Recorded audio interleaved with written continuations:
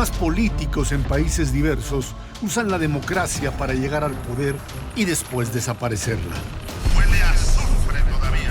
Ayer estuvo el diablo aquí. Se inventan enemigos del pueblo de quienes solo ellos pueden salvarlo. Son los hijos de perra de los imperialistas yanquis.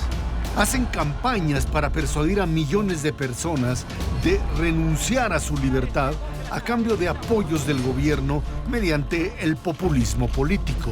Resurgió el populismo con mucha fuerza y también distintas variantes de la izquierda cuestionando la validez del sistema capitalista. Y el populista y el burócrata te vienen con la farsa de que ellos pueden controlar precios, arte, cultura, economía, de todo. Y la gente se lo cree. La doctrina del colectivismo se empeña en suprimir las libertades individuales y la propiedad privada para dar al Estado el control y distribución de la riqueza, la cultura y la forma de vida bajo la excusa de la igualdad. Ya apoderados del control total, se encargan de callar las voces disidentes. El Estado mata a los escritores y a los periodistas. Incluso desde organismos internacionales diseñan estrategias para persuadir a millones de personas de que están oprimidas y solo el Estado puede protegerlas y ofrecerles igualdad. We have to stay woke. Like everybody needs to be woke.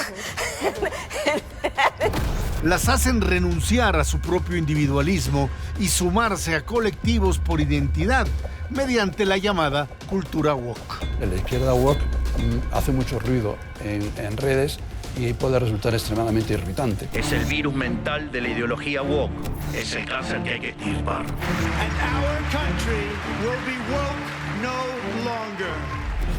Tu individualidad, lo que te hace una persona única e irrepetible, está en grave riesgo. Escuchemos grandes voces que cuestionan, analizan y aplican el pensamiento crítico. Son las voces de la libertad.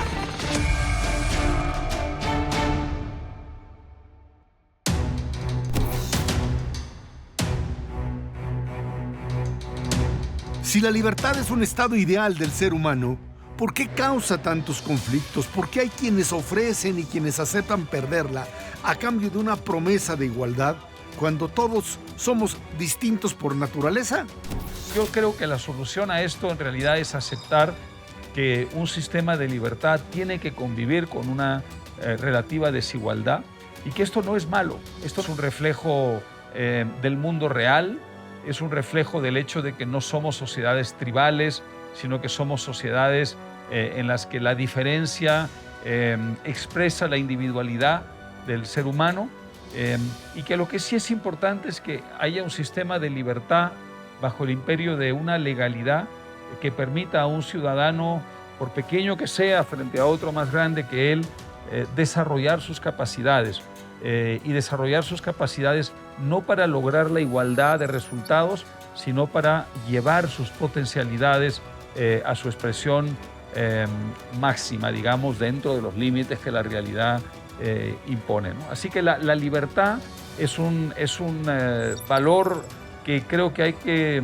defender, no solamente en la medida en que trae muchos beneficios y en la medida en que, por supuesto, es un valor en sí mismo desde un punto de vista ético defendible, sino también porque es aquel sistema en el que, a pesar de las desigualdades humanas, los individuos tienen la posibilidad de mejorar su condición y de, digamos, lograr un ascenso, una movilidad que de otro modo es absolutamente imposible. Pero, ¿qué es la libertad para los seres humanos? ¿Que solo podemos vivir y sobrevivir en sociedad? En un ambiente de libertad, yo soy dueño de mi proyecto de vida y todos los demás lo son. Para que todos podamos tener libertad en escoger nuestro proyecto de vida, tenemos que respetar el derecho de los terceros. La libertad generalmente implica responsabilidad y muchas de las personas no nos queremos hacer responsables de nuestros actos. Queremos que alguien resuelva nuestros problemas. Es muy sencillo entonces ceder esa libertad porque pues, finalmente alguien va a tomar decisiones por nosotros. Creo que el gran desafío de la libertad en este momento es entenderse como parte de, digamos, una idea de que el ser humano tiene que construir su propio destino. Y eso nos asusta, la incertidumbre nos asusta a todos los individuos. Pero también nos da una extraordinaria oportunidad para construir realidades distintas, alternativas. Los grandes hombres y mujeres de la historia han hecho lo que han hecho porque han sido capaces de entenderse con esa realidad. ¿La libertad es más valiosa para unos que para otros? Eso dice la experiencia, y también la experiencia dice que a mucha gente no le interesa la libertad. Y nosotros que estamos del lado de la creación, los escritores, tradicionalmente somos los que más hemos necesitado de libertad y los que más han pagado por las faltas de libertades. En este momento podemos decir que la situación no es tan grave, pero por supuesto que en Latinoamérica tenemos escritores que van a parar a prisión por decir lo que quieren decir. Hay escritores como Gioconda Belli o Sergio Ramírez que los echaron de Nicaragua por ser escritores, y tenemos una larga tradición.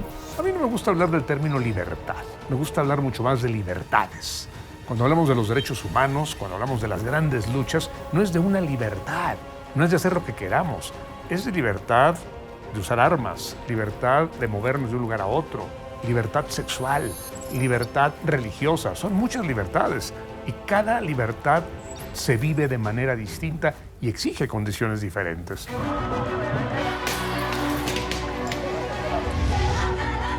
¿Defender la libertad a toda costa? En la medida que se atenta contra las libertades individuales, sí. En la medida que se atenta contra la libertad de expresión, sí. Contra la libertad de movimiento, contra la libertad de opinión, efectivamente sí. O sea, son una restricción de la libertad individual, este pequeño núcleo, el núcleo más elemental de la libertad, ¿no? Sí, así que sí. Y yo creo que eso es algo muy peligroso porque parte de la libertad en estos tiempos implica la libertad de disentir, de pensar diferente, de no sumarse a estas corrientes de opinión avasallantes, sino de tener una opinión propia y contradecirlas, ¿no? Pero ahora, claro, hacer eso es muchas veces hasta suicida, ¿no? ¿Solo un tipo de políticos es enemigo de las libertades?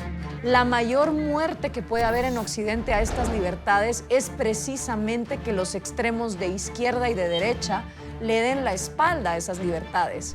Y lo que nos ocurre es que cuando la izquierda empieza a acabar con las libertades económicas, la derecha no tiene mejor idea que empezar a acabar con las libertades individuales. Los dos peleando por utopías liberticidas que no existen.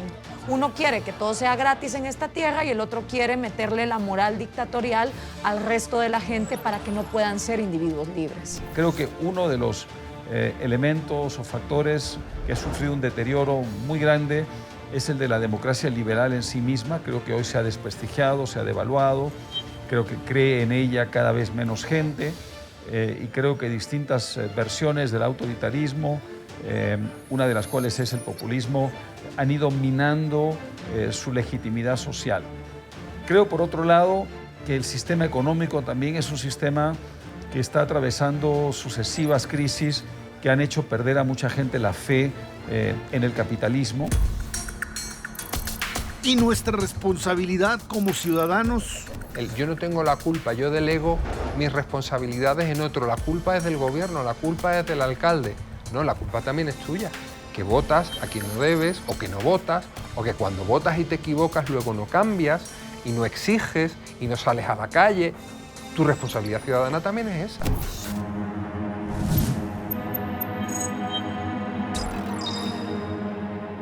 Los colectivismos no son nuevos en la historia de la humanidad. En el siglo XX, muchos regímenes recurrieron al populismo para prometer igualdad y justicia social y después suprimir las libertades. El comunismo autoritario impuesto por Mao Zedong en China, el marxismo-leninismo en los países que formaron parte de la Unión de Repúblicas Socialistas Soviéticas, el nacionalsocialismo, es decir, el nazismo alemán de Adolfo Hitler, el fascismo italiano encabezado por Benito Mussolini, el totalitarismo español de Francisco Franco. ¿Por qué entonces el populismo sigue siendo tan eficaz para los políticos? Hay que hablar de demagogia, que es lo que quiere decir populismo, La demagogia no es un sistema de pensamiento, es una táctica política. Cuando se habla de populismo, se le pone un ismo, y cuando le pones un ismo estás hablando de un sistema de pensamiento detrás. No creo que el sistema de pensamiento de Donald Trump sea igual al sistema de pensamiento de Daniel Ortega o de Nicolás Maduro. Entonces la palabra realmente no me parece que sea de mucho recorrido. La demagogia, la manipulación de la población a través de los medios de comunicación, a través de las redes sociales, a través de la mentira sistemática y a través del uso de los poderes fácticos de la sociedad para ir vaciando de contenido a las instituciones sociales, eso sí me parece que es un gran problema. El colectivismo comunista no apela a la razón, sino al sentimiento más primario. Y yo creo que en ese sentido su publicidad es más sencilla. Los eslóganes funcionan mucho mejor cuando apelan a las emociones primarias de los seres humanos que cuando apelan al razonamiento. No me queda muy claro que en la actualidad exista un país que practique el comunismo como tal. Cuba quizá, pero los demás países efectivamente no aplican economías de mercado como en Venezuela o como en Nicaragua, pero no son exactamente países comunistas, son países en los que lo que ocurre es una centralización del poder adquisitivo y del poder en general en una pequeña casta y un empobrecimiento generalizado de la ciudadanía, ¿no? ¿Cómo construye un Estado autoritario su relación con la gente que gobierna?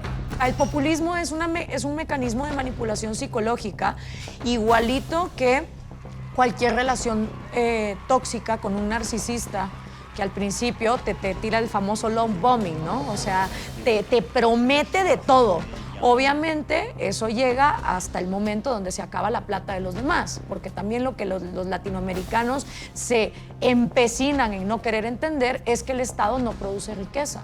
Cada centavo que el Estado tiene es porque primero se lo expropió de manera forzada a través de lo que llamamos impuestos, que por eso son impuestos, por alguien que sudó trabajando, se fajó el lomo para crear una empresa, para producir, y de ahí entonces el Estado extrae recursos. Los gobiernos populistas hacen crecer aceleradamente la deuda de sus países o emiten dinero indiscriminadamente para mantener la ilusión del Estado protector y las soluciones rápidas, pero con el riesgo de graves crisis económicas posteriores que terminan borrándolas, al mismo tiempo que destruye las libertades, las repúblicas, los contrapesos políticos y las instituciones a las que autoritariamente. Cuando las personas caen en el juego de que alguien más nos va a dar por el simple hecho de existir y se deja de reconocer el mérito, el trabajo, el esfuerzo, las capacidades de cada quien y se abusa del concepto de igualdad para pretender eliminar esa individualidad que poseemos cada uno de nosotros, pues es justamente cuando las sociedades pierden su mayor valor, que es el valor de cada uno de sus ciudadanos y de la capacidad de cada uno de sus ciudadanos, no solo para salir adelante, para triunfar en la vida y ser exitosos de la manera en que cada quien así lo decida. Basta revisar lo que pasa en aquellos países en donde se han instalado regímenes colectivistas, socialistas, comunistas, autoritarios. La supresión de la libertad individual, de la creatividad, de la capacidad del ser humano de innovar y de construirse un futuro a partir de su esfuerzo y de su trabajo, pues es lo que ha llevado a muchas sociedades a declives y a condiciones de vida muy lamentables. Es justo ahí cuando la responsabilidad de los ciudadanos es vital para preservar la libertad. Si lo único que necesita una persona es tener un empleo y llegar a su casa a ver series de televisión, pues entonces no tiene la idea de la libertad que pueden tener otras personas. Y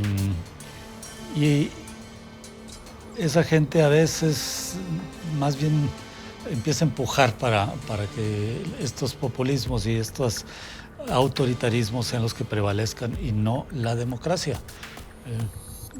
Extraño, porque la democracia es precisamente esta posibilidad que tenemos de ser libres y ya vamos viendo cómo se va degradando no solo en Latinoamérica, sino también en Europa hay países autoritarios. En ocasiones, el populismo se enquista en épocas de incertidumbre cuando la evolución de la economía, la industria y la tecnología obligan a las personas a aprender nuevas maneras de producir. Sin embargo, la naturaleza de la libertad es el aprendizaje.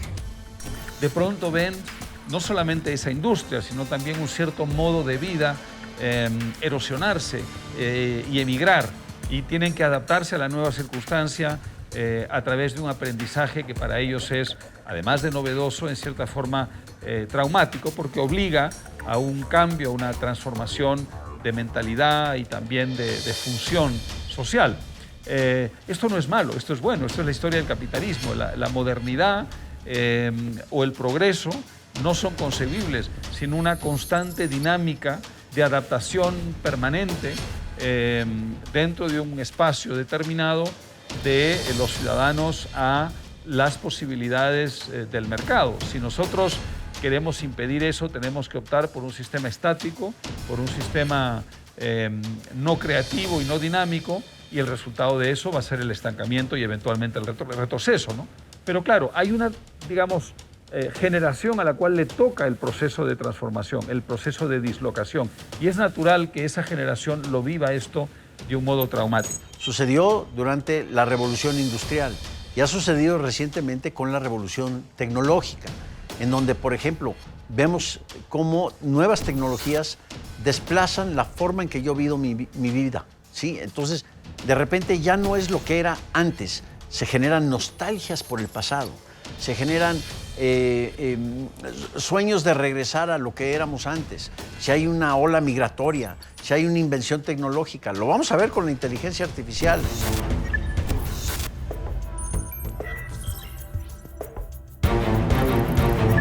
Los organismos internacionales impulsan agendas que dicen promover el crecimiento económico y la protección del medio ambiente en beneficio de toda la humanidad.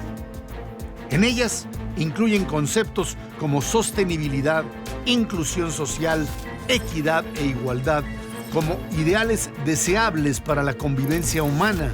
Bajo estas justificaciones, utilizan técnicas complejas de ingeniería social que consisten en adoctrinar a la población mediante el cine, las redes sociales y sus influencers, los medios masivos e incluso los libros y la educación pública. Le hacen creer que, por generación espontánea, hay una nueva conciencia social que en realidad está adaptada a sus intereses políticos. Así dispersan la llamada cultura woke, convencen a millones de personas de que viven oprimidas y deben luchar contra sus opresores. A las mujeres las persuaden de que el feminismo es ver el ser madres como opresión o el cuidado de sus familias como una imposición patriarcal. A millones de hombres de que la masculinidad es igual al machismo y hay que deconstruirla. A quienes tienen otra orientación sexual, que su condición es una carta abierta para imponer visiones distorsionadas de la biología y la sociología humana en la educación y obtener así privilegios e influencia en la política. A los ambientalistas, que adoptar mascotas de compañía es lo mismo que ser parte de una familia humana, o que el universo digital salva en automático al planeta de una catástrofe ambiental, cuando en realidad puede acelerarla. Crean colectivos de identidad retorciendo causas sociales legítimas. ¿Para qué? Para que todos esos grupos exijan la existencia de un Estado que los proteja, cada vez más grande y capaz de suprimir las libertades individuales en favor de una supuesta igualdad.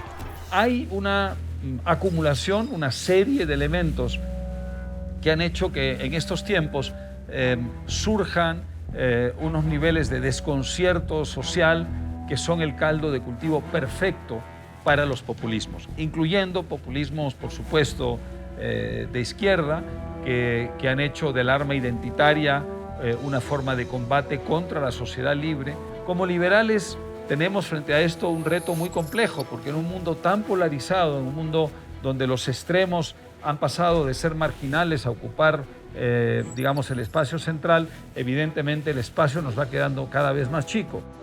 La herramienta del adoctrinamiento woke es la llamada interseccionalidad, según la cual el opresor es hombre blanco, rico, saludable, atractivo y heterosexual. Por lo tanto, una persona oprimida es mujer, morena, pobre, enferma o discapacitada, poco atractiva y homosexual. Mientras más de esas características tiene, más oprimida es. Aquellas personas que se llaman de izquierda en la actualidad han cambiado, digamos, el enfoque de su ideología, porque ya no se habla tanto de las recetas para sacar a los pobres de su pobreza, sino de recetas identitarias, ¿no? Es decir, la izquierda ahora tiene un discurso identitario muy fuerte, que incluye elementos como la cultura de la cancelación, etcétera, pero que en general ha perdido, digamos, ese origen más antiguo que tenía que ver con la revolución proletaria y con la salvación, digamos, de los pobres por medios colectivistas de su situación. Es un riesgo que haya cada vez más discursos que se basan en la desconfianza y en la puesta en cuestión de la otredad, de aquel que es diferente a uno. Pero eso funciona en todos los sentidos. O sea, funciona en un sentido de restrictivo, casi puritano, en lo que se ha dado en llamar la izquierda woke. La batalla cultural que libra la izquierda impulsora de la ideología woke pasa incluso por la modificación del lenguaje y por lo tanto de la visión de la realidad. Yo voy a hablar en el lenguaje inclusivo el día que me entreguen una gramática ordenada, coherente y no este caos donde de pronto la gente se inventa que la E es la inclusiva y yo digo, bueno, escritores pasa a ser inclusivo, entonces yo tendría que ser un escritoro, y si va a haber escritoras, escritoros y escritores. Entonces la E no tiene esta función, nunca ha tenido esta función y no se le puede imponer. Por eso es muy difícil hacer esto que menciono de la gramática. La gramática que tenemos es una evolución de siglos de distintas lenguas y cuando tenemos nosotros un idioma que ya cumple más de 1000 años, oficialmente el español, pues de pronto no lo podemos cambiar con un plumazo.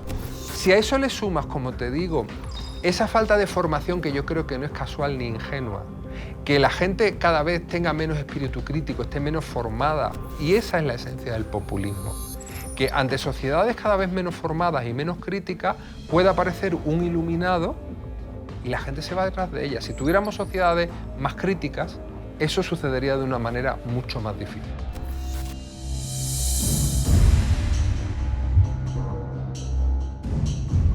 Ser libre comienza con la decisión de serlo y tomar la responsabilidad. El respeto a la individualidad es la postura moral más importante y a la que hay que defender. Cada uno de nosotros tenemos derecho a decidir nuestro futuro, cómo queremos vivir. Lo peor que le puede pasar a un ser humano, a un individuo, es que alguien le imponga una manera de vivir o incluso un futuro. Eso se llama esclavitud y hay muchas formas de esclavitud hoy todavía en el siglo XXI. De tal manera que la postura moral que debemos todos reivindicar y defender es la de la autonomía individual de cada uno de nosotros para determinar nuestra vida y nuestro futuro. Una de las grandezas del sistema de libertad es que tiene sus propios mecanismos de enmienda, sus propios mecanismos de corrección y que con el liderazgo correcto, con las ideas adecuadas, como ya ha ocurrido en otras etapas de la historia de la civilización occidental, es posible revertir esta decadencia que yo creo que en cierta forma es innegable, ¿no? Preservar lo que hace única e irrepetible a cada persona es lo que da verdadera diversidad a las sociedades. Nadie es una etiqueta ni depende de ser incluido en un colectivo fabricado por intereses políticos para ser alguien. Seamos libres mediante la educación, la lectura y el pensamiento crítico. Alcemos nuestras voces. Seamos voces de la libertad.